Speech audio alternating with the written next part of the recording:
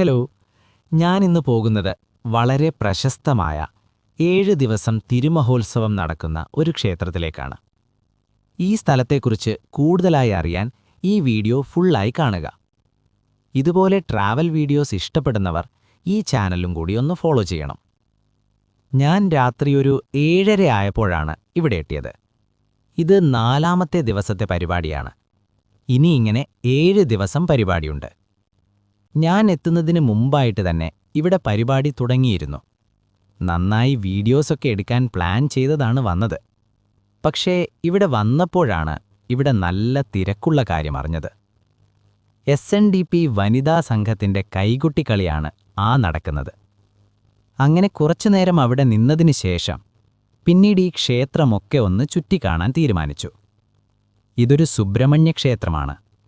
ഇവിടെ ശ്രീനാരായണ ഗുരുവിൻ്റെ പ്രതിഷ്ഠയുമുണ്ട്. അങ്ങനെ കുറച്ചുനേരം കറങ്ങിയതിനു ശേഷം കൈകൊട്ടുകളി കാണാൻ വീണ്ടും പോയിരുന്നു. ഇത് കഴിഞ്ഞതിന് ശേഷം അടുത്തതായി വയലിൻ പരിപാടി കൂടിയുണ്ട്.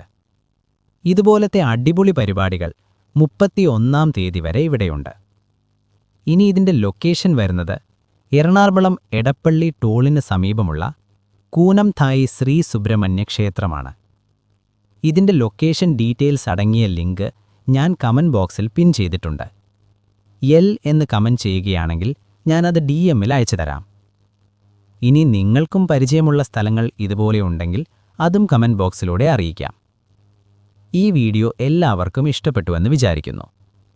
അപ്പോൾ എല്ലാം പറഞ്ഞതുപോലെ